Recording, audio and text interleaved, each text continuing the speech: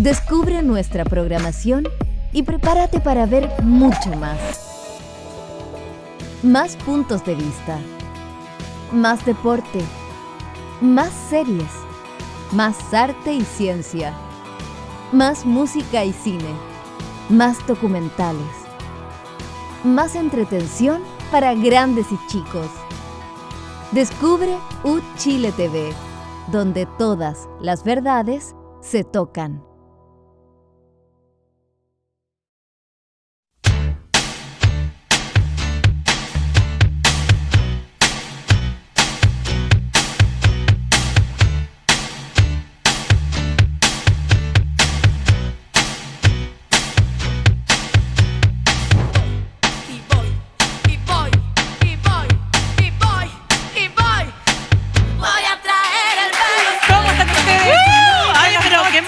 Oye, realmente no esperábamos esta bienvenida. ¿Pero por qué? ¿Estamos de aniversario? Porque tú sabes que somos las descabelladas. Pues. Ya, ¿saben qué más? No estoy acostumbrada a que me aplaudan. No, por favor, Algo basta. pasó. ¿Qué me van a pedir? Así como los niños. ¿Qué me van a pedir? ¿Qué quieres? No, te pasaste. ¿Qué quieres? Oye, ya que partimos al revés, como siempre, bienvenidas pues chiquillas. Alejandra, ¿qué tal?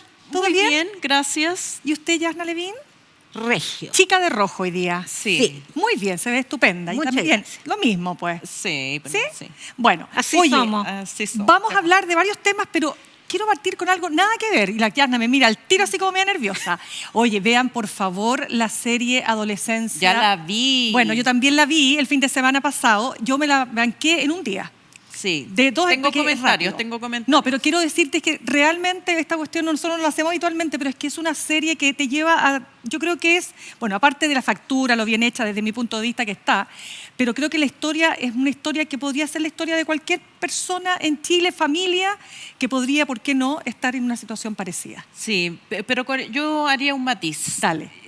Yo creo que ese contenido misógino no están solo en redes sociales, porque aquí Correcto. se pone mucho acento en las redes sociales, Sí. sino que están, por ejemplo, los youtubers, está lleno de contenidos en que solapadamente, Claro, pues. y yo creo que lo importante es conversar con los niños. Yo converso con mi hijo y le digo, no, ¿te das cuenta que te están incitando a odiar a las mujeres por tal cosa y tal cosa? O sea, yo... hay personas, digamos, que piensan que a los niños hay que tenerlos ajenos de toda internet y red social. Creo que es imposible. Pero lo que sí es posible es enseñarles a pensar Educarlo. críticamente en lo que Total. están viendo. No, fíjate, la Yasna tú no la has visto, ¿no es No, cierto, pues. Yasna? No, pero mira, no vamos a spoilear a nadie, o sea, nosotros creemos que hay que verla y probablemente, ojalá que la puedan ver para que la sigamos conversando, porque es una serie que te lleva a reflexionar muchísimo, sobre todo ahora que en plena época de campaña surgen las propuestas de bajar la edad de responsabilidad penal, y esa película de alguna manera te hace reflexionar también sobre aquello.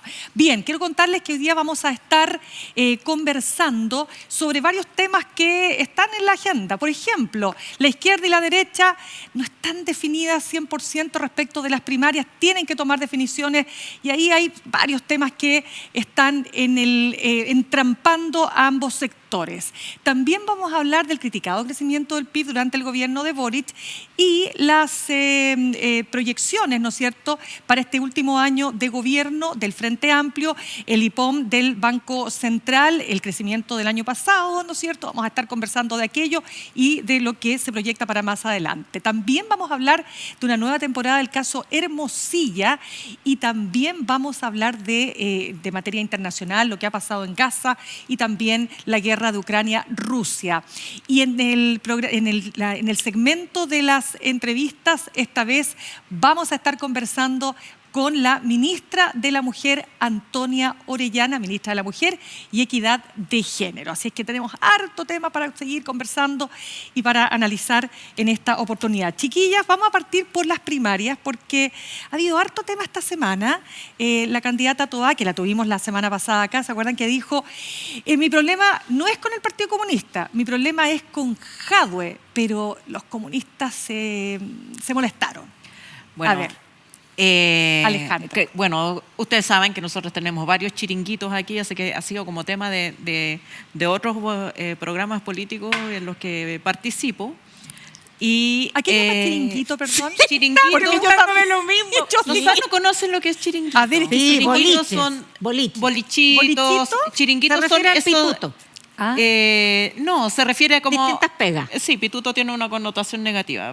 Claro, porque ahora Sí, la ley ah, antipituto Como que no, negativa, el trabajo nada engendra, solo el pituto es fecundo. Ah, sí, es pero verdad. es que ahora se entiende pituto como, Como que el tráfico de influencia. pituteo, el pituteo. Claro. Ah, No, sí. exacto, que te pusieron... No, te para te nosotros era apitutaron. era la pega adicional en Claro, nuestros no, es tiempos que cuando teníamos eso ese es el dicho. verbo apitutar.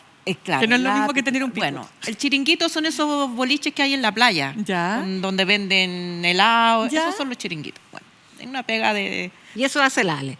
yo tengo varios chiringuitos. En uno de Buenísimo. esos chiringuitos estuvimos conversando y le voy a robar la tesis a Darío Quiroga, que plantea que es una estrategia de Carolina Toá para forzar al Partido Comunista a apoyar a Daniel Jadwe, porque si se lo atacan, lo blinda, y perjudicar la postulación de Janet Jara, que es más competitiva con ella.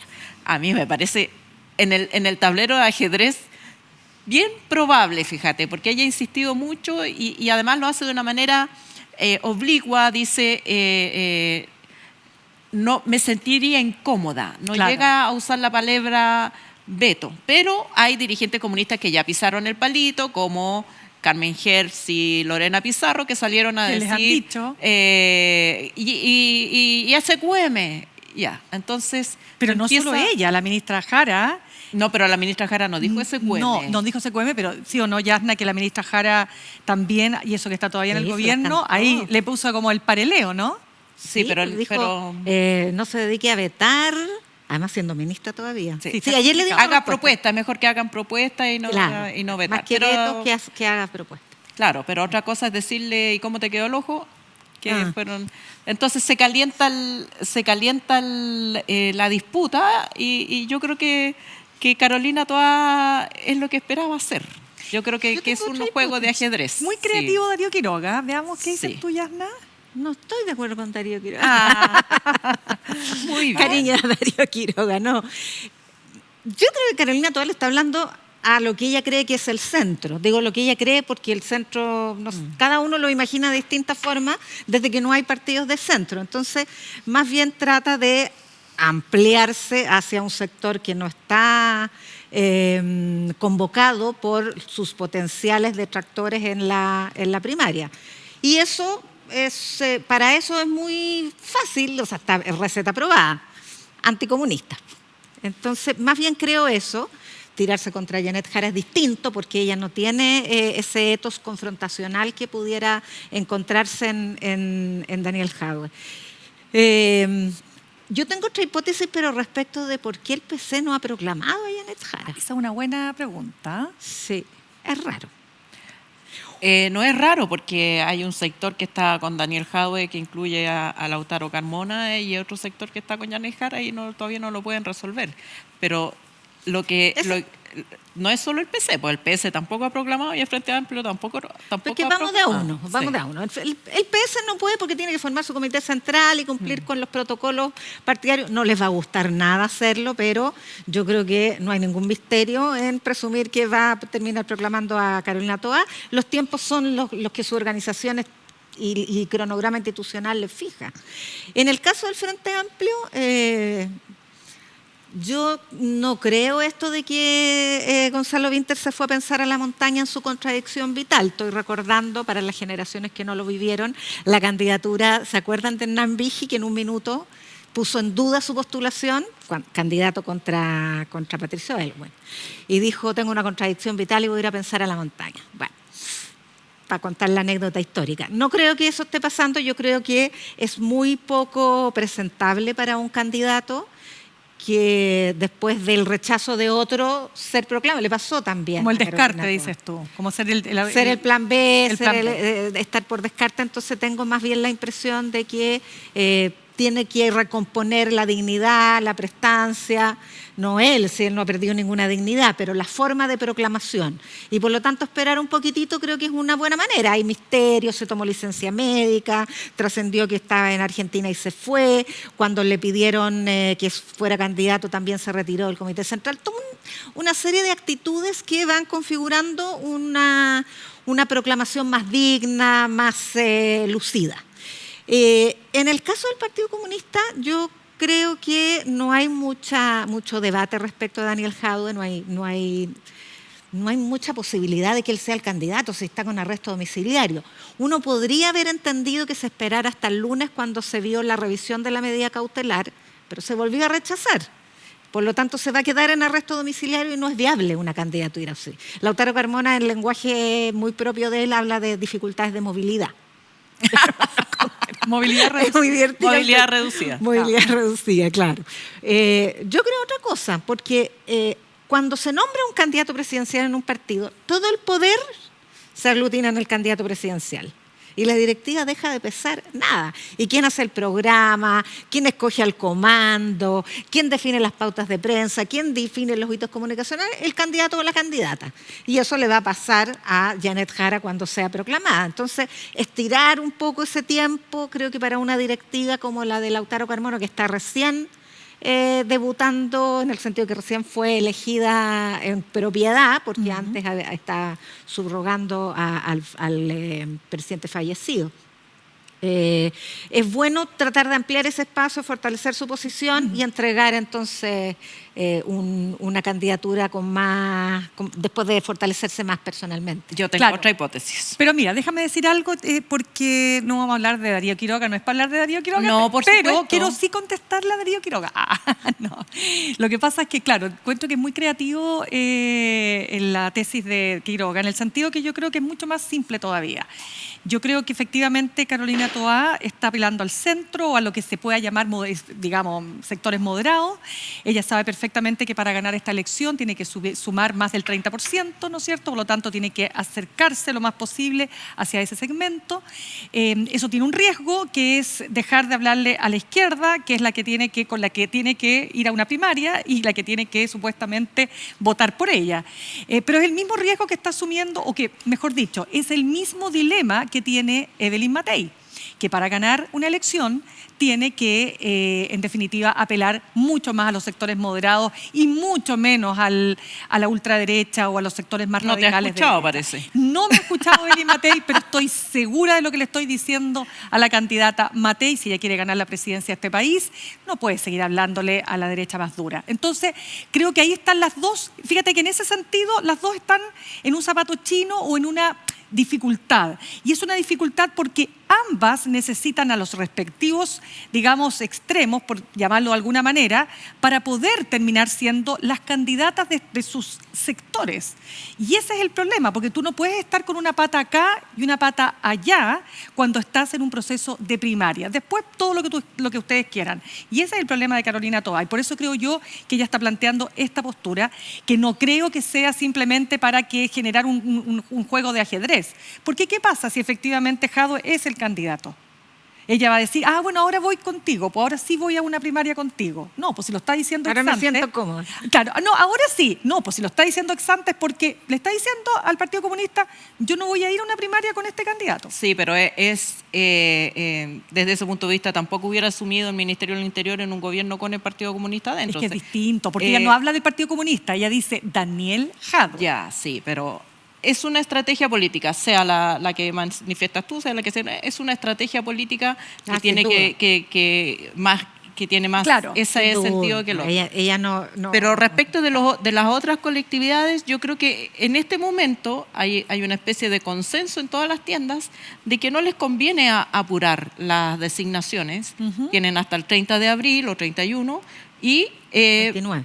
Al 29, ya, bueno, fines de abril. Y también el juego de ajedrez no solo quién nomina a quién, sino que si el PS se va a inclinar por Carolina Toá o no, también incide en si conviene Jara o conviene Jadue, o si el Frente Amplio le conviene apoyar a Jara o tener candidato propio. El Frente Amplio ya dijo, ya vamos a tener candidato propio, pero a mí toda esa chimuchina que dicen, no, primero vamos a discutir del programa, no, primero vamos a nombrar la directiva, toda esa es chimuchina, porque en el fondo se están mirando de reojo cuál es el movimiento que va a hacer el otro para saber qué y nadie se quiere lanzar primero, tienen plazo, pero sí yo creo que una cosa que sí parece clara es que sí va a haber primaria en el sector oficialista y sí va a ser una primaria yo creo que bastante competitiva porque los candidatos, los nombres que están, pero evidente que están en juego yo no creo que no haya, o sea, sí. Tú dices una sola. Una primaria, no, la duda es si se va a sumar la DC o no. Claro, pero la DC que es lo que quiere, que la DC quiere hacerlo con el la democrático, claro, no. La DC yo creo que no sé si... La DC se suma, si gana toda la va a apoyar, si no... Sí, no claro. Vamos a ver, porque... Es lo más probable. Es lo que se dice bajo cuerda en la DC. Pero ¿cómo ven? Ya, dijimos entonces lo de Carolina Toá, es un riesgo, sí, es parte de una estrategia también, es buena estrategia o mala estrategia, es discutible, pero ¿cómo ves tú lo que está pasando con Evelyn Matei, Yasna?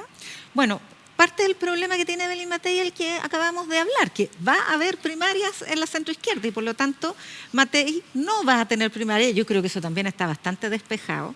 En el caso de la posibilidad de una primaria, esta primaria que Mirna decía que llamaban pobretona, con Carter, que Carter ya tiene una circunscripción. La Reguleque, la primaria Reguleque. Carter ya tiene ganada una circunscripción, su punto es si postula por Chile Vamos o por Republicano. Jimena Rincón no puede postular, hay una norma, y eso yo no sé por qué no se ha establecido, no se ha sincerado, pero hay una norma que un partido que no tiene presencia nacional no puede llevar candidato presidencial si no puede. No sé si se tendrá alguna solución entre medio, pero además no conviene. O sea, imagínate tú, porque más allá de las características de las personas, pensemos en los partidos y en las maquinarias que mueven. Una primaria con el Frente Amplio y el Partido Comunista, que son los partidos con más militantes de Chile, después está Kaiser. Con Carolina Toá, que tiene una trayectoria y que va a movilizar sectores que no son solo los militantes del Partido Socialista y del PPD, esa primaria, comparada con una primaria de Matei con Jimena Rincón. Claro, puede ser. O sea, puede ser un fiasco, sí. puede ser un fiasco, sí. Puede deslucir mucho. Y por supuesto ella sí va a seguir haciendo la solicitud formal y solemne a la ultraderecha para que vayan a una primaria con ella, porque eso le permite estrujar el costo político que significa que no haya una primaria. Pero va a ser un costo político de todas maneras. Sí, por cierto, pero y no solo para la ultraderecha, sino que para la propia candidata Matei, eclipsarse durante 2 meses, porque una primaria significa, después de inscribirse, entrevistas, foros, debates, despliegue territorial, movilización de militantes, movilización del activo militante y del activo que se moviliza en torno a las organizaciones sociales, redes clientelares, todo eso vigorizándose al calor de una primaria y el otro lado mirando de reojo mientras redactan el programa, además, que es algo que ya hemos visto, no es demasiado atractivo para los medios de comunicación y tampoco han podido ofrecer demasiada novedad en las propuestas programáticas de Evelyn Matei. Entonces va a estar de comentarista en la primaria al frente. No, sí está complicado. Por eso les digo que están todavía en un zapato chino, pero vamos a ver cómo se va resolviendo. Chiquillas, tenemos que cambiar de tema. Mira. Sí, pues, porque ya pasamos la primera parte del primer bloque y tenemos que hablar de economía. Porque fíjense que el Banco Central, en su informe de política monetaria, el llamado IPOM de marzo, hizo una serie de proyecciones, ¿no es cierto?, pero también habló respecto del crecimiento para el año pasado, que fue de 2,6%, muy por sobre lo que se había proyectado, o lo que habían proyectado algunos, como por ejemplo el famoso economista con el apellido compuesto, que ya a esta altura se ha vuelto como un cliché, pero tal que como cada vez que se puede, el pobrecito lo suben al columpio. Pero en definitiva se reinstaló la discusión de si acaso estas cifras, que son buenas cifras de todas maneras, todo esto por supuesto hay que proyectarlo en función de la incertidumbre del mundo, dice que hay una gran incertidumbre a nivel mundial producto de entre otras cosas, las políticas arancelarias de Donald Trump y otros temas como la guerra en Ucrania, en fin, pero son buenas cifras. Entonces, la inquietud que se plantea o la discusión que se reinstala es que realmente estamos muy mal o tenemos efectivamente un crecimiento estancado, o también existe un cierto pesimismo o una cierta actitud que tiende a encontrar todo malo, a no ver nunca jamás el vaso medio lleno, porque se trata de un gobierno de izquierda? Yo creo que existe una cierta destemplanza de la oposición, por supuesto, tratando de usar estas cifras con criterio político y sobre todo de campaña. Entonces, lo ha dicho Berlín Matei, lo han dicho otros voceros, de que es el gobierno con peor crecimiento desde el retorno a la democracia, que es una predicción que todo indica que no se va a cumplir, y que tiene poco impacto también en la ciudadanía, porque es una conversación demasiado técnica. Y yo creo que a la ciudadanía lo que le importa es cuánto de este crecimiento poco, mediocre, o mucho crecimiento, cuánto le llega, cuánto bienestar hay. Y en ese sentido, las cifras de empleo, por ejemplo, son buenas, y también el aumento de los salarios reales. Y yo creo que eso, sumado a que este año la PGU va a empezar a regir los 250.000 pesos para las personas de 82 años y más, esos son señales de bienestar social, que es donde se define la campaña. Yo creo que sería una mala estrategia de la oposición insistir en este gallito de si es que el crecimiento es mucho, pobre, poco, mediocre, y hacer de esto un coliseo de economistas, porque no apela, o sea, si hay desempleo, si hay mucho desempleo, si hay cesantía, si hay pobreza, yo creo que esas son las cifras que impactan en el electorado. Ya, pero la candidata Matei habló de que se ha creado puro subempleo, la señora que vende el Super 8 en la micro, seamos claros. ¿Yasna Levin? Sí, es que hay varios mitos en el debate del crecimiento, en el debate del déficit fiscal, en el debate de la deuda pública y en el debate del empleo. Uno es el que tú dices, otro que es más absurdo todavía, porque también una cosa es apuntar a una estrategia para interpretar las cifras de una manera, y otra cosa es falsear las cifras. O sea, uno puede escoger las cifras que te conviene, uno puede darle el enfoque a las cifras, pero no puedes mentir con las cifras. Y el empleo tiene una medición, pues igual que el crecimiento. O sea, creciste 2,7% en 2024 y punto. No hay 2,6, perdón, 2,6. No hay otra medida. La proyección de crecimiento que hace el informe Política Monetaria es que puede llegar incluso a 2,7 este año, aparte de destacar que llegó a 2,6 el año pasado.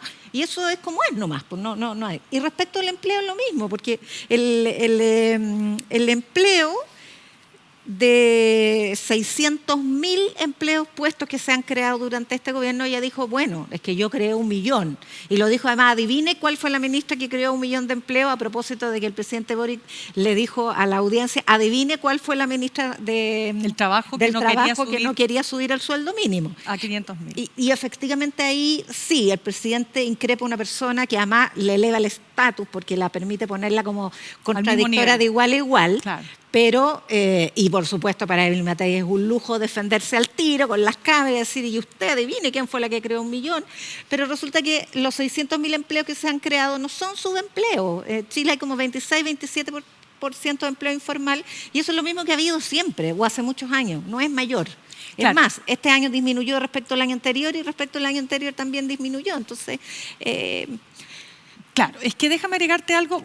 Mira, yo trato de siempre tener las opiniones de los expertos más técnicos, que igual todo es político finalmente, pero también hay opiniones que tratan de ser un poquito más imparciales. Entonces, ¿qué es lo imparcial o qué es lo, comillas, objetivo? Efectivamente, Chile tiene un problema estructural que viene creciendo poco hace mucho tiempo, esto no es de ahora.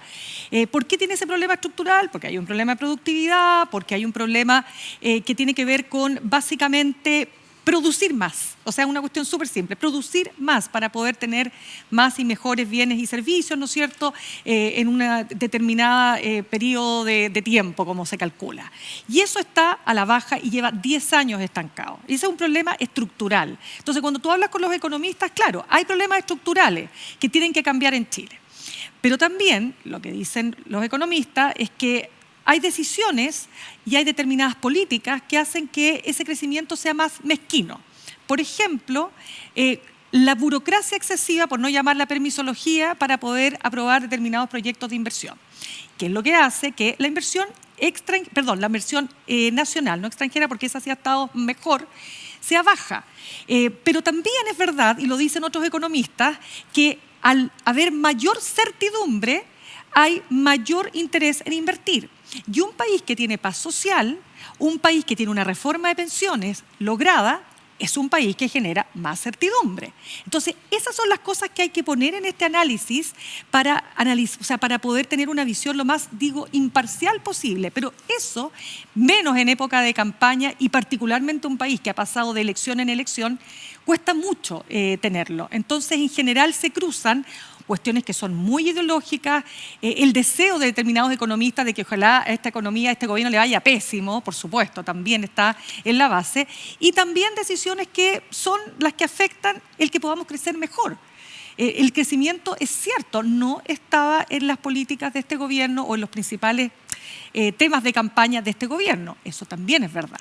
¿O no, chiquilla? Sí, pero es que el crecimiento también depende del economista que consulte, porque el crecimiento de por sí no chorrea. Entonces, cuando se habla de crecimiento como única medida para generar bienestar, crecer. Que hay que rebajar impuestos, y ahora la oposición quiere solo rebajar impuestos y no encontrar medidas que neutralicen esa rebaja de impuestos, con la tesis, que no se menciona, pero con la tesis de que si a los ricos les va bien, entonces eso va a chorrear para abajo, y no es cierto.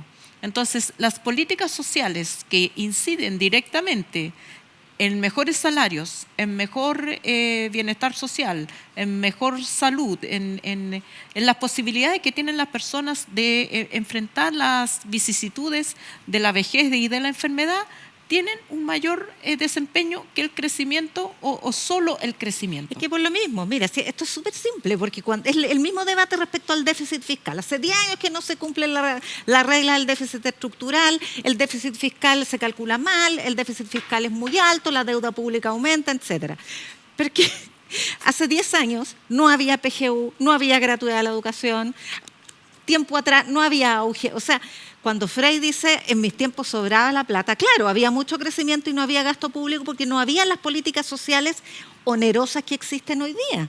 Oye, si la gratuidad cuesta mucha plata, la PGU cuesta mucha plata, el Chile Crece Contigo cuesta mucha plata, todas estas políticas sociales además que ya no son hiperfocalizadas como eran hasta los 2000, se han ido universalizando y por lo tanto son más caras. Entonces es evidente que el Estado necesita más recursos y es evidente y además está archiestudiado y lo volvieron a estudiar ahora con un informe que se le solicitó a la OCDE, que cuánto se recauda por punto de crecimiento.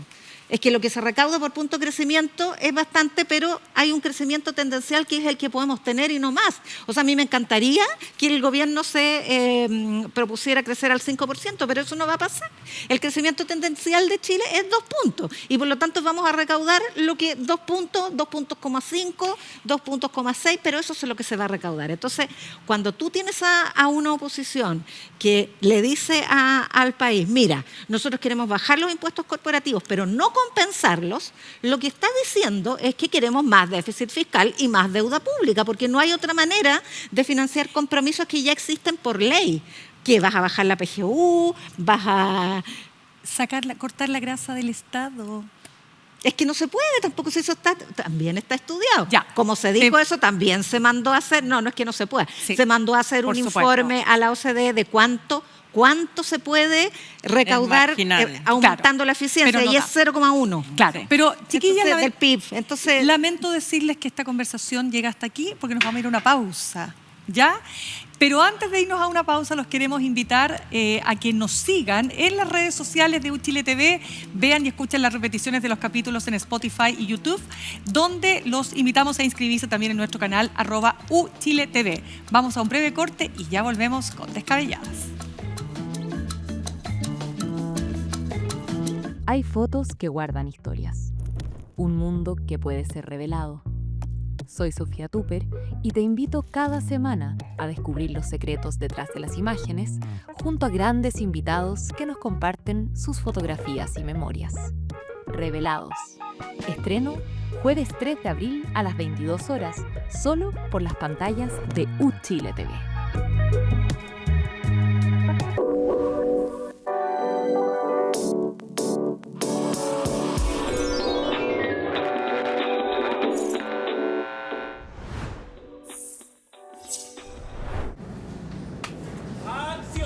En UChile TV nos encantan los cortos. Cortos divertidos, cortos tristes, cortos de acción, cortos raros, cortos cortos y cortos cortísimos. Por eso, cada semana te traemos Circuito Corto, los mejores cortos chilenos, presentados por sus propios creadores. Circuito Corto, una producción conjunta con la Escuela de Cine y TV de la Universidad de Chile. Todos los martes, a las 22:30 horas, solo en UChile TV.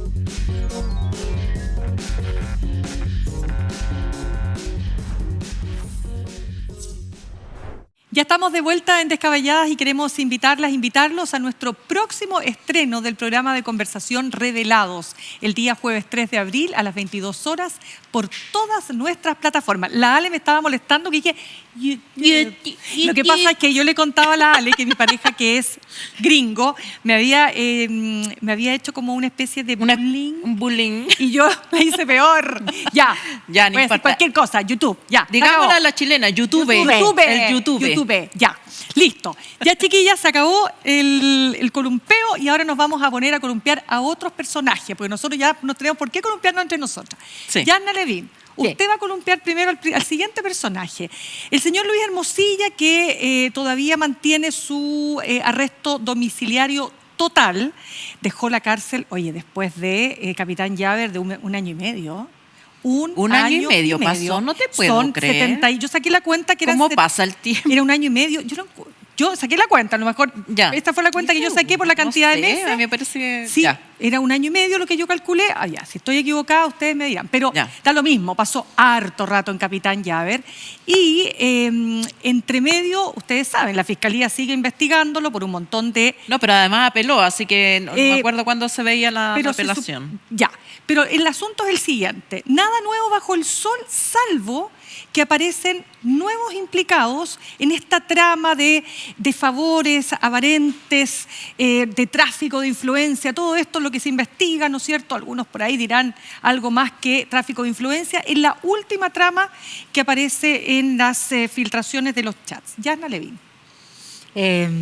Claro, aparecieron nuevas que muestran la misma red de influencia sobre, ya sabíamos Fiscalía, ya sabíamos Corte Suprema, ya sabíamos Policía, ya sabíamos Corte de Apelaciones, pero ahora aparecieron otro juez de la red de Hermosilla en la Corte de Apelaciones, que es el juez Antonio Ulloa, y aparece un miembro del Tribunal Constitucional, que claro, aparece en la red, no siendo Tribunal Constitucional, porque fue designado después, sino que cuando actuó de asesor en el ámbito judicial del Ministerio de Justicia con Enal Larraín. Y entonces yo me acordé de la escena, no sé si se acuerdan del netear jueces, entonces me fui a la cuña. Resulta que en 2018, cuando ya habían asumido, llevan como 2 meses en el gobierno de Sebastián Piñera, Enal Larraín va al Consejo General de la UDI. Y en un discurso que se filtra, porque esto de las filtraciones no es, dice, entre otras cosas, ya estaba fungiendo como ministro de Justicia de Sebastián Piñera. Dice, Fungiendo, qué simpática esa palabra. oficiando. Ya. Si ustedes miran y analizan... ya no me alcanza. Ya. Letra número 20. Pónganse los lentes. Sí. Digan la verdad, digan la verdad. Viste Ya. que fregaste mi... Ya, mi- ya, la ¿cómo se cuña, llama? ya, Mi chuta. cuña. Todo Ya. de nuevo. Todo de nuevo. ¡Pum! Ya. ¿Qué dijo Larraín?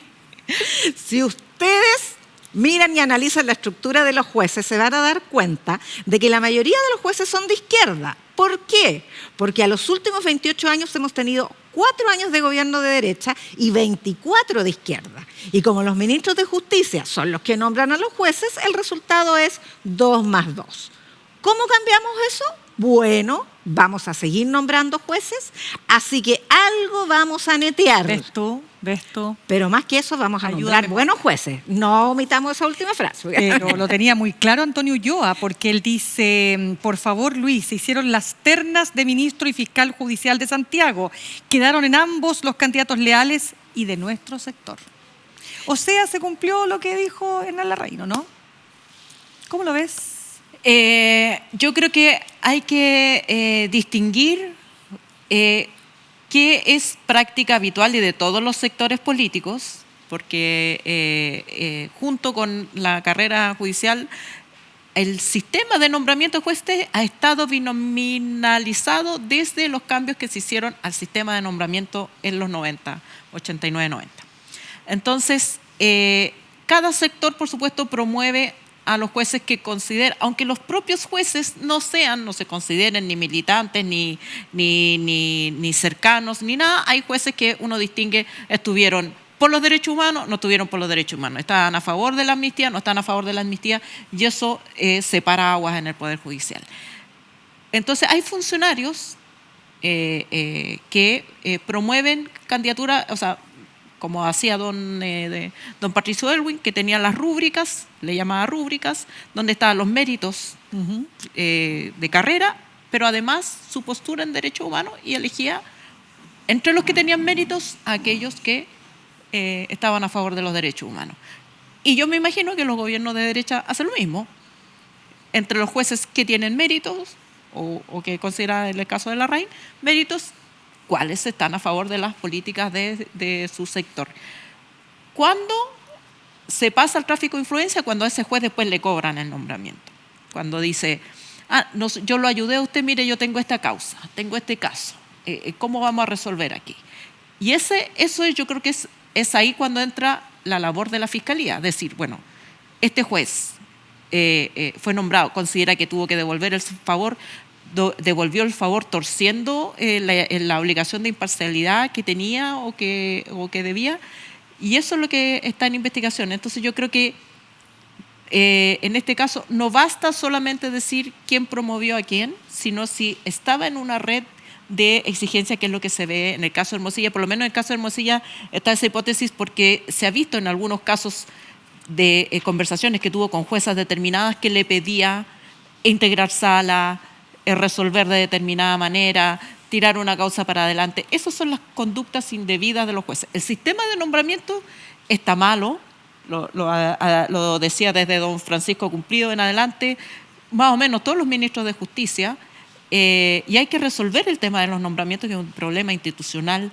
chileno. Pero el delito se comete cuando los jueces, una vez nombrados, tuercen el sentido bueno, de la y que justicia. pierden el sentido de la ingratitud, y que es algo así como la deslealtad, ¿no? Ellos no se deben ni son leales a quienes los eligieron, y ahí es donde tienen que ponerse efectivamente una venda en los ojos, y es lo que uno esperaría de toda persona, ¿no es cierto?, que está haciendo justicia. Ahora, no Pero- solamente el problema es cuando entran los negocios también, perdona que te Sí, no, interrumpa, está pero bien.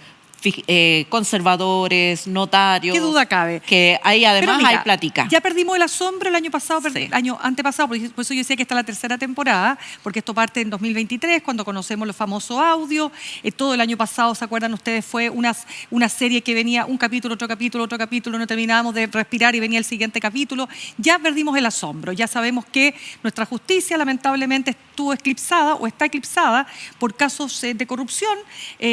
Tenemos una ministra de la Corte Suprema que fue destituida por la propia Corte. O sea, ya perdimos la inocencia. ¿Estamos de acuerdo? Ya perdimos la inocencia. Lo que no significa, desde mi punto de vista, que nuestra justicia esté completamente corrupta, que esté comprada, que los jueces fallen en función de quienes los eligieron completamente, todos aquellos. No, pero sí creo que estos casos son los que se tienen que resolver, porque lamentablemente cuando la justicia está en tela de juicio, ¿qué es lo que ocurre? La ciudadanía pierde la confianza en ella, y al perder la confianza en la justicia, bueno, pasto fértil, digo yo, para, entre otras cosas, la corrupción. Yasna Levin. Sí, yo me preguntaría, en primer lugar, después de este rebrote del caso Hermosilla, ¿qué pasó con la reforma judicial? Porque cuando se generó el escándalo, el gobierno presentó un proyecto de ley, hubo toda clase de de recriminaciones recíprocas Y rasgada de vestiduras. y de rasgada de vestidura, exactamente, por la necesidad de modernizar el sistema de nombramiento. La propia Corte Suprema hizo un mea culpa y hizo algunos compromisos para mejorar el sistema de nombramiento y llamó al sistema político a hacer lo suyo, y el proyecto de ley se presentó. Nunca más se supo. Se presentó, pero ahí está. Yo no sé ni siquiera si se dio cuenta en la sala de ese proyecto de ley. Y entonces, y vamos a seguir, porque la cantidad de obras, por llamarlo en sentido eufemístico, de esta red de tráfico de influencia, por favores, efectivamente, los favores se devolvieron. El favor de nombrar, o sea, la cantidad de antecedentes que surgen de las transcripciones de estos WhatsApp entre Hermosilla y jueces, particularmente la jueza Marcela Sabac salió en esta ronda también, porque ella le redactaba el recurso de protección a la defensa de Piñera. Ella habla del abogado Samuel Donoso. Pacto forever, no te olvides. Y Hermosilla le ayudaba a la jueza a redactar su fallo. Horrible. O sea, ya estamos hablando de... Eso es corrupción pura y dura. Totalmente. Y de trastocar los roles. O sea, si la base del Estado de Derecho es la independencia y autonomía de los jueces. Entonces, si vamos a llenarnos de los tuyos y los nuestros, y somos de los nuestros y es de los nuestros y nos va a ayudar a los nuestros, ¿de qué justicia estamos hablando? ¿Algo más que decir de este tema? Eso, que bueno, creo que también es importante que se aclare el rol de Pablo Urquizar, que fue asesor de Piñera en los nombramientos, y solamente recordar que esta es una faceta, para no decir arista, que está en manos de la Fiscalía Regional de Rancagua.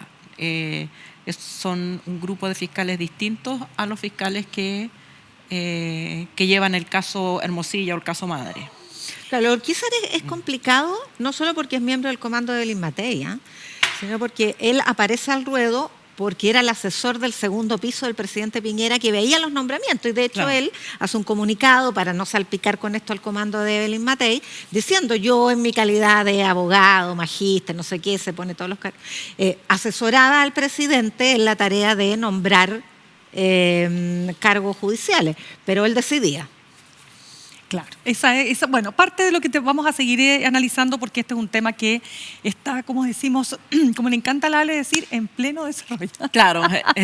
Noticia en desarrollo. Noticia en desarrollo. Ya, chiquillas, vamos a cambiar de tema, vamos a ir a lo que está pasando a nivel internacional. Estados Unidos podría tener un acuerdo con Rusia y Ucrania.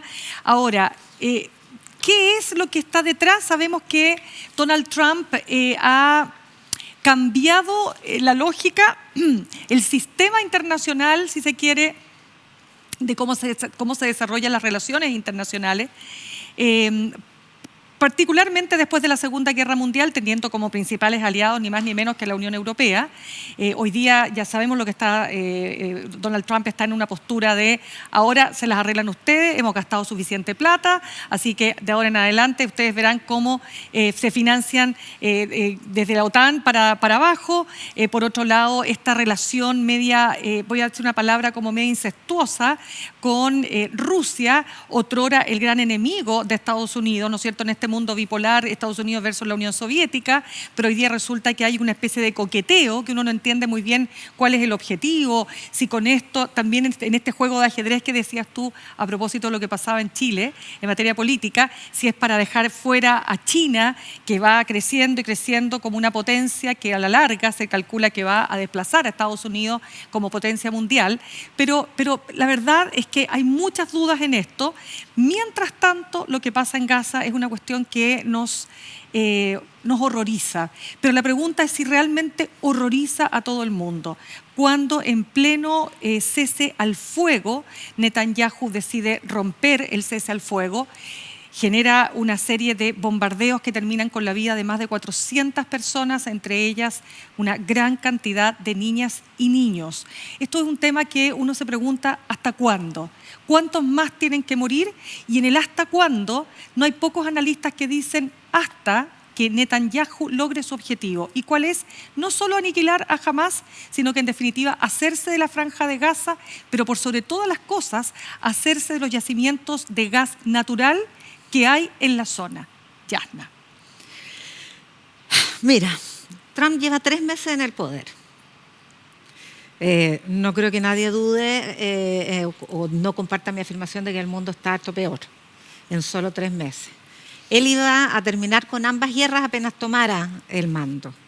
Y lo que ha ocurrido, claro, hay un acuerdo de tregua parcial en la guerra de Ucrania, que solo cubre el Mar Negro y las instalaciones energéticas y que ya se está poniendo en duda, porque siguen los bombardeos y hoy día Zelensky denuncia que Rusia en realidad siguió bombardeando y viceversa. Y en el caso de la guerra de Gaza es todavía más cruel, porque fue a golpear el avispero, hablando de limpieza étnica, de ribera francesa en el Medio Oriente, después de horrorizar a todo el mundo, en Gaza ya había una tregua. Un poquito antes de que asumiera el poder Trump, había una tregua, se estaban intercambiando rehenes nuevamente, y Trump manda a su propio negociador, que no era el mismo que estaba en las tratativas, abre un canal de negociación paralelo, logra rescatar a 2 rehenes de nacionalidad estadounidense, se va y se termina la tregua, con las consecuencias que tú has dicho, o sea, 700 muertos de una, y se acabó la tregua. Más, me quedé corta entonces. Sí, 700. Varios de ellos niños, en fin, bueno, son 50.000 muertos en Gaza. Sí, claro. Y la verdad es que la mayoría, no sabemos cuántos, pero no hay 50.000 terroristas en Gaza. Entonces, ¿por qué esta historia de que son terroristas? Ya, la guerra en Gaza empezó con Israel diciendo que había 15.000 terroristas de Hamas. Bueno, entonces los 50.000 que han matado, ¿qué son? Y los niños son terroristas, son futuros terroristas, son prospectos de terroristas, entonces no aguanta más. De modo tal que lo que sí ha hecho Trump, que no es terminar la guerra, es bombardear, lo único que permite contener esta violencia de conquistas, y es el multilateralismo. Eso lo tiene liquidado, lo había empezado a hacer en su primer mandato, se trató de deshacer, volvió al Acuerdo de París, volvió a la OMS Biden, pero Trump lo que ha hecho es Desbaratar, desmantelar. Desbaratar la OTAN, para empezar, Claro. porque además ha convertido en enemigo a sus propios aliados y a sus enemigos los ha convertido en potenciales aliados en la distribución del mundo, porque lo que él quiere es un mundo repartido en China, Rusia y Estados Unidos. Y el resto no le importa. En un error garrafal, hay varios estrategas que han analizado sus estrategias militares, geopolíticas. Bueno, y si de estrategia militar se habla, el último escándalo de la incorporación de un periodista en un grupo de Signal, de esta plataforma de chat, de mensajería, para entregar un informe de la estrategia que se iba a usar en el bombardeo a los hutíes en Yemen, no solo con el número de munición, la sucesión de ataques, el horario, sino que además con el debate interno del gobierno estadounidense entre Vance, que dice que Trump no tiene conciencia de que con este bombardeo se está ayudando a Europa, porque en realidad el tráfico comercial del canal de Suez es más europeo que estadounidense. O sea, ya, si llegamos a ese nivel de falta de pulcritud, por ocupar un término eufemístico, quiere decir que la seguridad de Estados Unidos también cruje por todos los costados. ¿Qué dices tú, Ale? Yo creo que más allá de la falta de pulcritud, lo preocupante es que le resulta. Por ejemplo, respecto de Gaza, más allá del horror y del espanto que provoca en todo el mundo, parece que no hay nadie capaz de revertirlo, ¿no? Los organismos internacionales con Estados Unidos o sin Estados Unidos han mostrado incapaz de detener esa matanza y genocidio que varios organismos internacionales le dan ese nombre, y lo observamos horrorizados e impotentes en el mundo. Eso por un lado. Las negociaciones entre Rusia y Ucrania puede que le resulten, porque a él lo que le interesa es la parte comercial, y el propio Zelensky, aunque se queja de que Rusia no respeta, igual después de que lo humillaron en la Casa Blanca, va y le presta ropa a ese acuerdo. Ante la perplejidad de la Unión Europea, que ahora le ha dicho a sus ciudadanos que se preparen para una guerra con Rusia y que junten víveres y agua, en el fondo nadie puede detener. O sea, por más que la gente analice como error, hay una cierta sensatez en su locura, en las políticas de Trump, que le funcionan. Le funcionan porque tiene apoyo interno, y le funcionan porque funcionan los negocios. Y el negocio de la guerra está vivito y coleando. Él dio la autorización para lo que sucedió en Gaza, el rompimiento de la tregua, y no hay nadie que lo detenga. Y yo creo que es preocupante como ciudadanos del mundo y para el resto de los países, porque nos vamos a tener que bancar las consecuencias que esto puede tener en el mundo, y Trump no parece debilitado en ningún aspecto. El Partido Demócrata está absolutamente en el suelo, incapaz de ponerle siquiera, o sea, en las políticas de expulsión de migrantes, ni los jueces lo han podido detener. Entonces yo creo que eso es lo grave, digamos, por mucho que veamos con horror que no parece haber nadie capaz de contener las políticas de Trump, más allá de este. Incluso él puede hacer un reality. O sea, no me sorprendería ver a Trump en un reality en el Pentágono apretando botones rojos y bombardeando lo que se le antoje. No sé, creo que el mundo, a ver, uno dice, ¿nunca estuvo peor? Bueno, sí, estuvo peor, por supuesto que estuvo peor. Tuvimos una Segunda Guerra Mundial, tuvimos el Holocausto.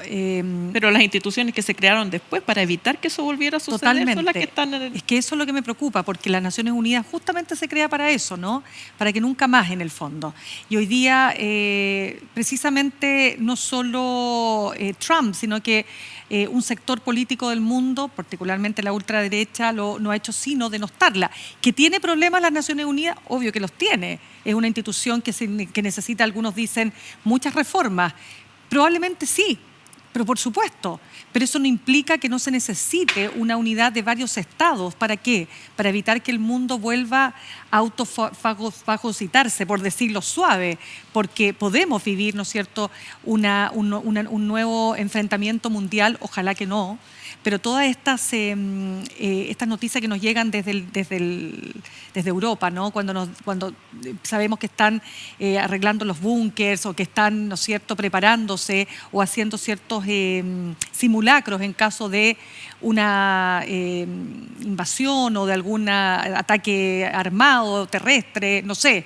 Eso es parte también de una realidad que está ahí, latente, calladita, y por eso que es tan peligroso todo lo que está pasando, por eso que toda esta idea de que Trump, ¿no es cierto?, está a cargo de hoy el país más poderoso del mundo, es una cuestión tan atemorizante, porque uno no sabe dónde esto va a terminar. Si esta idea del loco, de que simplemente no, si esto no lo va a hacer, que esto es una locura, pero no lo va a hacer porque en el primer gobierno dijo muchas cosas que finalmente no hizo, pero hoy día estamos viendo que las está haciendo, que las está concretando, y uno se pregunta ¿hasta dónde? ¿Hasta dónde con el beneplácito de la sociedad norteamericana que lo votó? ¿Hasta dónde? Hasta que la economía aguante. Uno tendría que pensar eso. Y yo creo que incluso más allá de la economía hay una especie de fanatismo. Como sucedió en Argentina, que se ha visto que las bases que apoyan a Milei están dispuestas a hacer sacrificios económicos porque Todavía consideran que lo que hace Milei está bien, correcto. es como el líder de una secta. Entonces, no creo ni siquiera que aunque Estados Unidos tenga problemas económicos va a perder apoyo popular, porque lo que él ha inflamado es el orgullo estadounidense de cierta ciudadanía, fundamentalmente pobres blancos, que se sienten orgullosos de lo que hace, que están dispuestos a hacer sacrificios, incluso económicos, para apoyarlo en esta supuesta idea de que Estados Unidos sea el que ronque más fuerte en el mundo. Yasna. Sí, es que esa es la receta del mito del pasado glorioso en que fuimos más grandes, fuimos mejores. Lo mismo de Putin, entre paréntesis. Es lo mismo Putin, o sea, lo hizo Hitler y es la receta que hoy día ha repetido Orbán. Si Orbán, yo diría que es el gran... Y también Netanyahu. Es el gran gurú de todos El estos profeta. otros autócratas. No, porque él tiene el libro de cómo funciona el fascismo. No es fascismo esto, ideológicamente, desde el punto de vista de la ciencia política, pero utiliza los mismos mecanismos y funciona igual. ¿Cuáles serían esos mecanismos, Yasna? Este pasado glorioso, esta jerarquía, este victimismo. El otro día recomendé el libro, ahora no me acuerdo cómo se llama, de Sí. cómo funciona el fascismo, Sí, se claro. llama, de Stanley, Jason Stanley. Este lenguaje muy agresivo, muy violento. Porque hay un otro denostable, hay un otro inferior y además hay un supremacismo. La crisis migratoria funciona como, o ha permitido, es el gran capital para el crecimiento de las ultraderechas en Europa, porque el migrante nos está empeorando la raza y nos está cambiando nuestro estilo de vida, ¿verdad? Bueno, y en Estados Unidos no son blancos. Entonces funciona levantándose el supremacismo blanco. Son todas fibras sensibles que llegan además a un mundo popular muy, muy rezagado por el desarrollo, que claro, generan esta adhesión fanática. Sí, eso es cierto, pero yo no tengo tan claro, bueno, nadie lo tiene tan claro, si resiste el liderazgo de Trump, cuánto daño social, el tema de los migrantes, esta sensación de persecución interna que se ha instalado, el neomacartismo que ha instalado en las universidades y en los medios de comunicación, yo no sé si Bueno, un verdadero autócrata. si permita tanta Bueno, se tolerancia. están construyendo verdadero- centros de detención para 100.000 migrantes. No, tremendo. Mira, insisto, hemos tenido momentos del mundo que han sido terriblemente trágicos y esperemos que no nos vayamos encaminando hacia un mundo peor, porque realmente el panorama es muy desolador cuando uno mira esta realidad y es fácil cerrar los ojos y decir, mira, no quiero saber lo que está pasando en Gaza, pero lo que está pasando en Gaza no nos puede dejar sin duda indiferentes. Chicas, nos vamos a ir a la pausa. Al regreso vamos a estar conversando con la ministra de la Mujer y Equidad de Género, Antonia Orellana. Ya volvemos.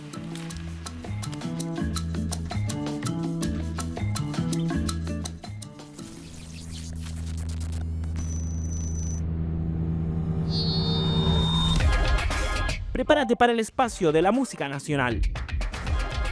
Repertorio UCL, las imágenes de la música. Sesiones. Entrevistas.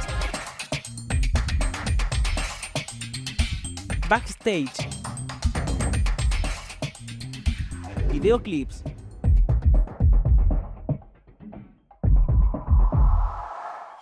En Uchile TV y todas sus plataformas.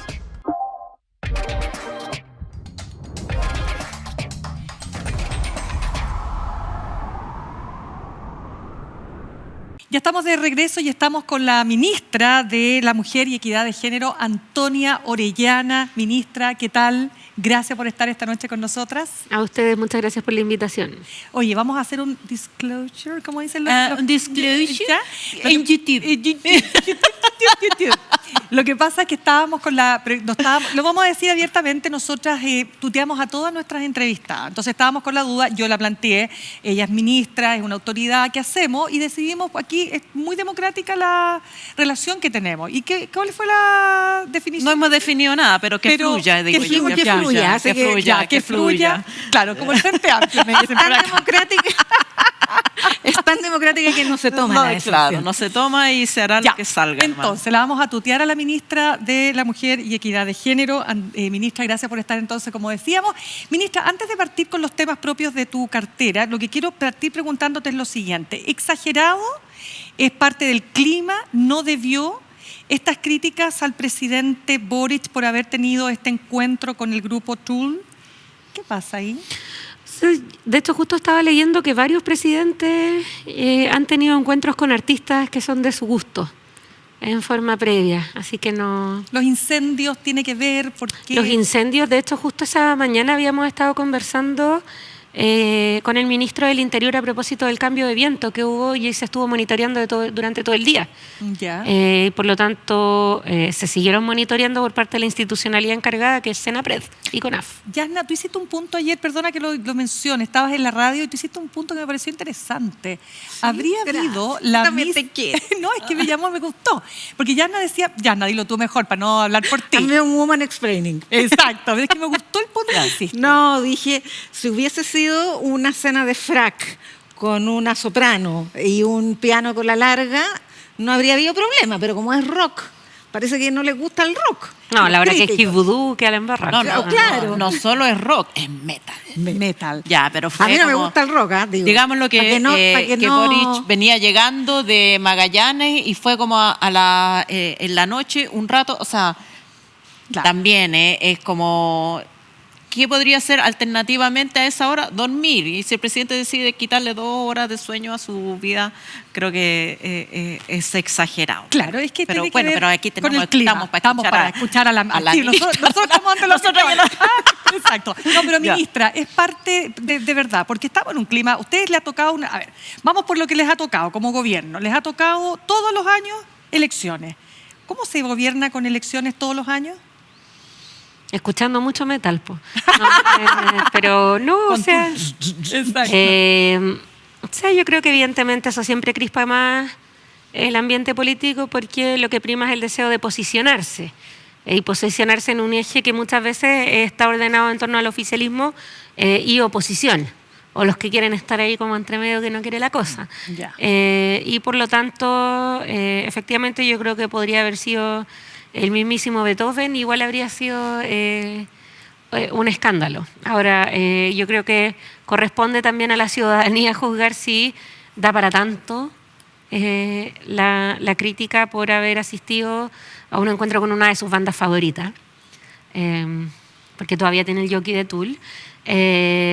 Yo, que en particular soy muy fanática de la música, tiendo a empatizar si yo tuviera la oportunidad de conocer una banda que me guste tanto como al presidente le gusta Tool, que no los pudo ir a ver el día que tocaron porque estaba en Magallanes, pucha, igual quizás habría ido.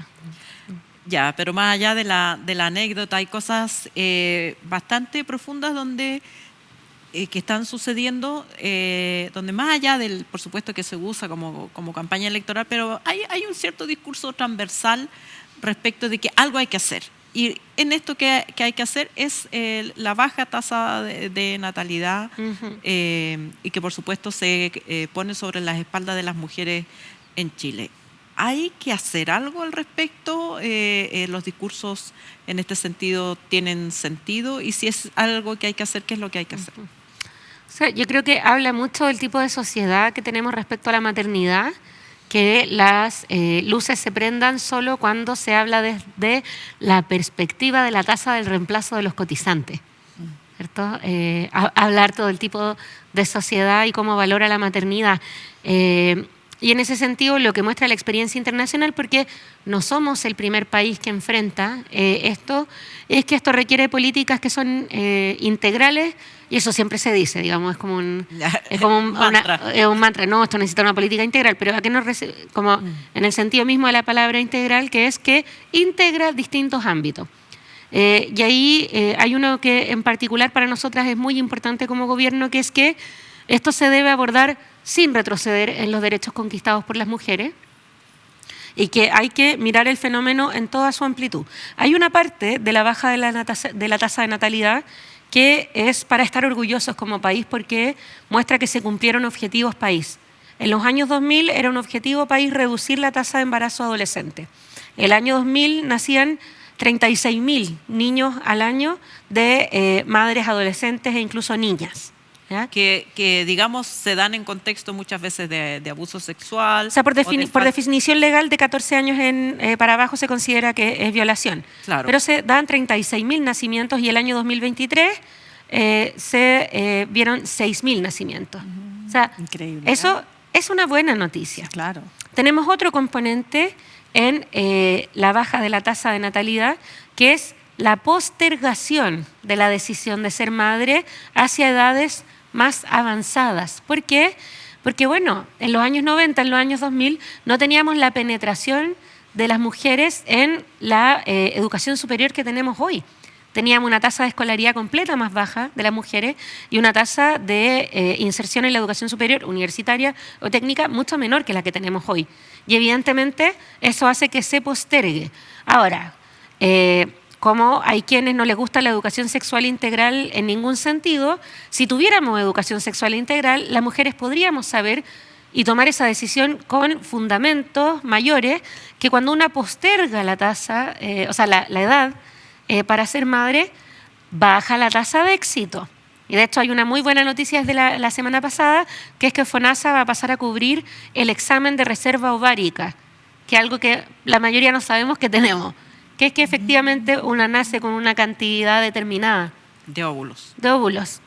Y se acaban, ¿cierto? Y ahora ¿Se acaban o se deterioran? o se deterioran. Y por lo tanto, ahora eso va a ser un examen cubierto por FONASA, antes no lo era y es bastante carito.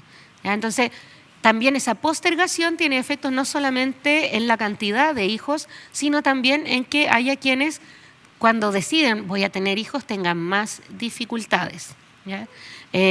Y, por último, tenemos también la decisión que tiene que ver con no quiero tener hijos. Y eso es cada vez más gente que dice no quiero tener hijos, no solo mujeres, sino que también hombres. ¿Ya? Y ahí creo que esa cifra, que es mucho más... ahí está mi hijo. Hablando del tema. Pero esa cifra que es mucho más dura, ¿cierto? Porque no es que postergó y no le resultó, no es que pudo haber estado embarazada y tuvo acceso, gracias al avance de las políticas de género, a la pastilla del día después. ¿Cierto? Pero eso también es legítimo. Eso también es legítimo, ¿cierto? Pero es esa cifra. Y cuando uno mira el por qué, vemos razones como, por ejemplo, la que muestra la encuesta Bicentenario UC del 2024, que es que en 10 años se duplicó, pasó de un 10 a un 21% la cantidad de personas que creen que la sociedad chilena no apoya a las mujeres que son madres. Y ahí pasamos a un punto central, que es el cómo creemos como gobierno que hay que abordar esta cuestión, que es con corresponsabilidad de género y corresponsabilidad social. Porque si yo digo, usted tenga más corresponsabilidad de género ahí en su casa, la verdad es que no todas las casas son iguales. Y hay un gran número de personas que dentro de su casa no tienen nadie con quien compartir la tarea que son las jefas de hogar. Y por lo tanto también necesitamos corresponsabilidad social. ¿En qué se traduce eso en lo concreto? En que, por ejemplo, las 40 horas tienen una disposición ya vigente, pasó el dato, que son las bandas horarias flexibles. Eso quiere decir que yo, bajo Código del Trabajo, puedo postergar mi ingreso una hora, porque coincide con la clásica hora de entrada al colegio, donde especialmente si uno tiene hijos chicos, el atraso es parte de la rutina, porque siempre pasa algo. Se cae el yogur, Sí. no alcanzó a llegar al baño, o sea, No se despertó. siempre pasa algo, ¿ya? Y por lo tanto, ese costo está internalizado en las rutinas productivas diarias. Lo que pasa es que después se va a costa de la evaluación. ¿De quiénes? Que son las que principalmente cumplen esa tarea? De las mujeres. Y por lo tanto, lo que estamos es formalizándolo en un acuerdo. Entonces, está la banda horaria flexible. ¿Cuál es la gracia? Que no solamente un acuerdo con el empleador de que la ley me otorga este derecho, sino que también lo puede ocupar el padre o la madre o cuidador principal, hombre o mujer. Y a eso nos referimos con corresponsabilidad de género y social, que si queremos que los hombres también cumplan con las tareas del cuidado y la crianza, una buena base es que la ley no se los impida. Y por eso también que la normativa de Sala Cuna para nosotras es clave. Hemos propuesto, ya está en tabla en la Comisión del Senado, un proyecto que no es el mismo que el del gobierno anterior, no tiene voucher, no tiene un registro de cuidadoras, que al final era un desincentivo a la educación parvularia, pero sí queremos crear un fondo de cotización como el Fondo Sana. Para el Fondo Sana, que es un gran ejemplo de corresponsabilidad social, todas las personas que trabajamos formalmente cotizamos un 0,03% y aportamos, tengamos o no hijos. Y además de los que tenemos hijos, afortunadamente, porque es un fondo que financia el cuidado para enfermedades graves de niños y niñas, afortunadamente no todos lo usamos, pero todos aportamos. Entonces lo que estamos proponiendo es cotización universal al fondo de Sala Cuna de un 0,2% con cargo al empleador, porque la Sala Cuna es una obligación del empleador desde 1917, no vamos a retroceder en eso, pero donde todos aportemos y que sea un derecho que puedan invocar padres y madres. Y esto es algo muy importante porque eso permite desanclar el costo de contratación de las mujeres de la natalidad. Ministra, se ha hecho harta mofa del gobierno feminista. Como slogan se ha dicho, ¿y dónde está el gobierno feminista cuando se produjo la presunta violación en el caso del subsecretario? En fin, y cada vez que hay un problema vinculado con maltrato a mujeres o situaciones laborales difíciles, el motejo de ¿y dónde está el gobierno feminista? Yo me imagino que eso es bien doloroso para una persona que está a cargo de la cartera de mujer, que viene además del movimiento feminista. Y me gustaría saber si nos puedes ayudar a recomponer a recomponerlo en el sentido cultural que tiene. ¿Qué es un gobierno feminista? ¿Es cumplir estas expectativas? ¿A qué se refería y a qué se refiere hoy? ¿Y cómo se expresa? Yo creo que la frase gobierno feminista tiene una gran virtud, que es que irrita por igual a las feministas y a los conservadores. Claro. Y yo que vengo del movimiento feminista del activismo, en particular, esto no es nuevo. De hecho, cada vez que pasa algo, a lo primero que van las personas que son activistas antiderechos es a las cuentas de las organizaciones de mujeres a decir ¿y dónde están las feministas? Así que es una pregunta un poco habitual, ¿ya? Como forma parte del repertorio, al parecer. Ahora, en lo esencial, ¿qué quiere decir que un gobierno sea feminista?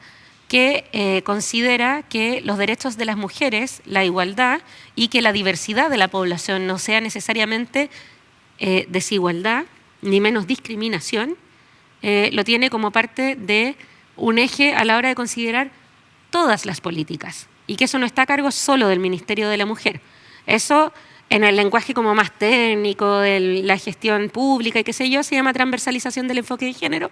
Eso es un poco enredado de decir y de entender también. Entonces nosotras le decimos más bien sello Chile para todas. Y lo explicamos como que bajo nuestro gobierno todos los servicios públicos deben trabajar para que todas las mujeres del país puedan acceder a todos sus derechos. ¿Cómo se hace eso? Se hace a través de gestión. Cuando no lo logramos a través de gestión, lo hemos hecho en el Congreso. Y yo creo que pese a la minoría legislativa, hemos logrado avanzar en al menos 4 leyes que son bien importantes. Una es la Ley de Pago Efectivo de Pensiones de Alimentos, que ya me rendí un poco, todo el mundo la conoce como Ley Papito Corazón, está bien, esa no la ganamos en lo cultural. En segundo lugar, la Ley Antonia, que amplió los años en que las víctimas mayores de 18 años pueden denunciar la violencia sexual. Antes eran 5 años, ahora son 10, entre otras disposiciones. También tipifica el suicidio femicida, una ley inspirada en el caso de Antonia Barra y Antonia Garros también. En tercer lugar, la ley de reparación integral a víctimas de femicidio y sus familias.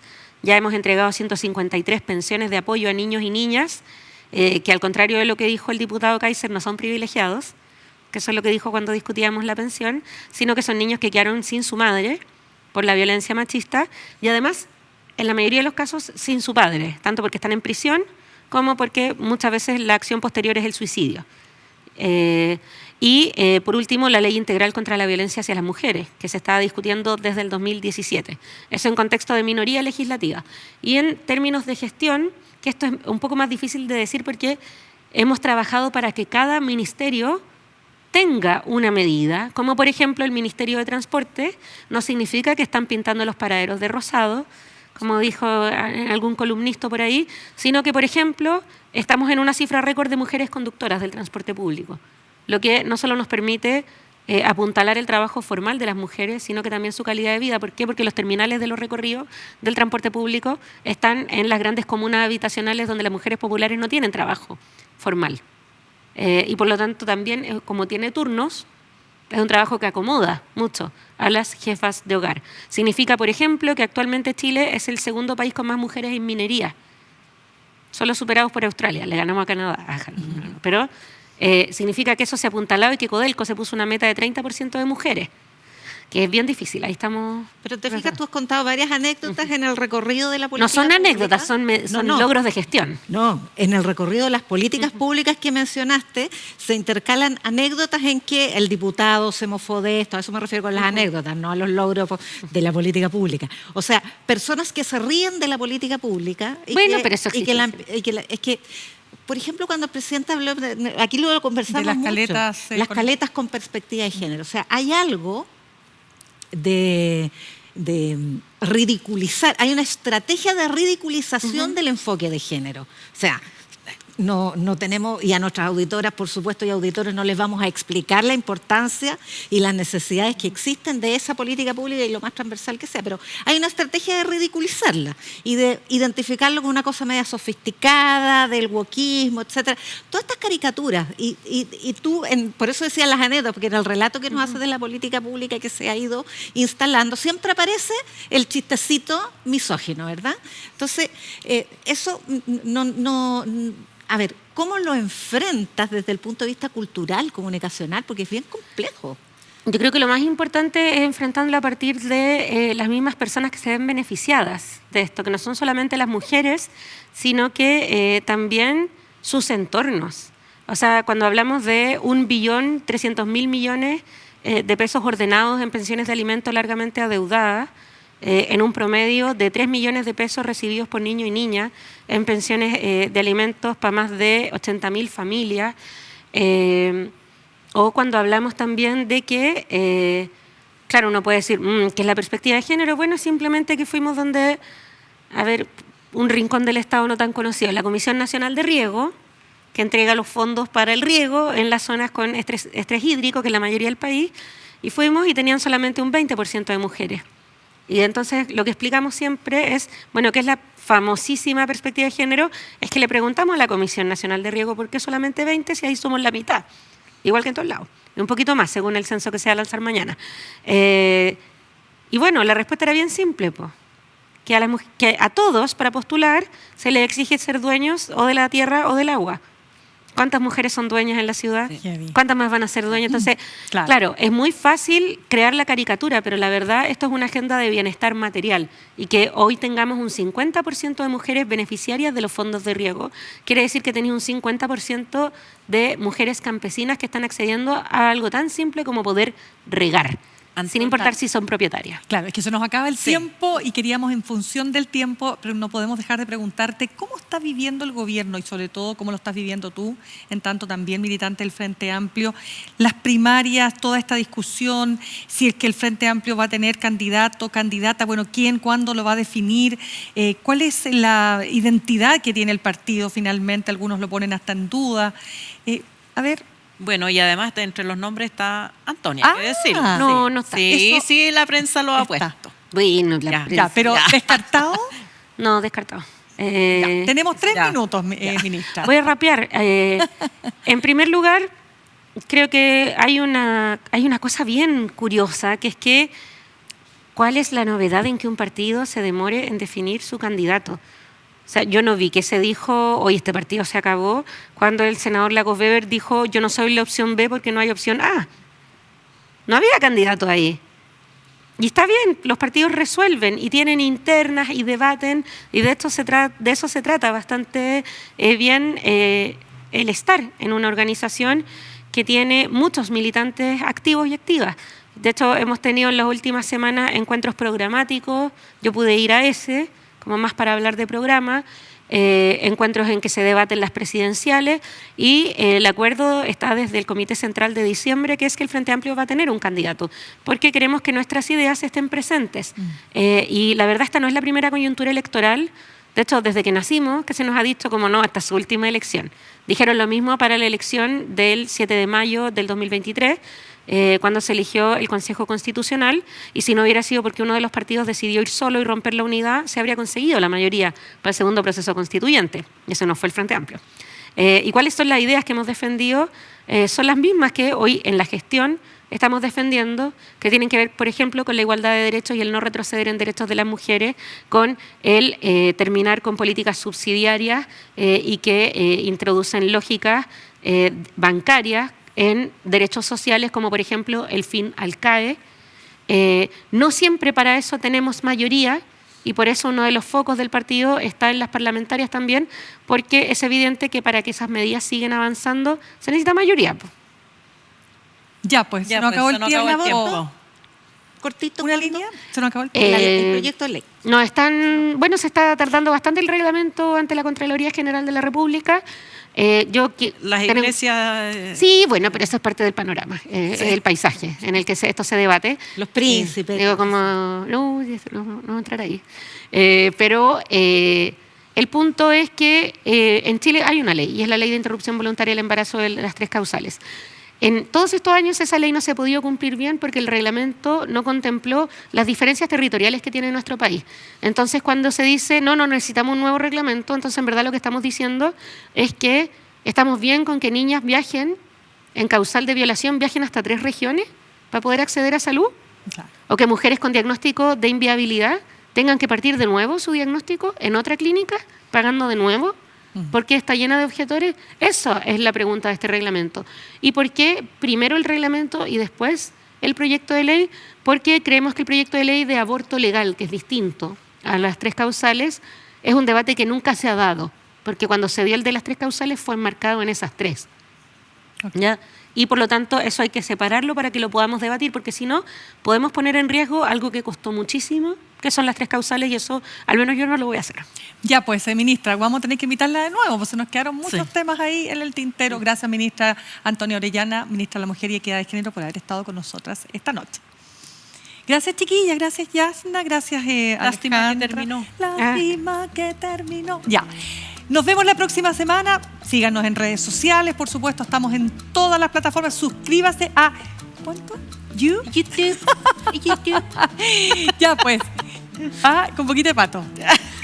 YouTube. Ya. Y nos vemos la próxima semana. Que estén bien.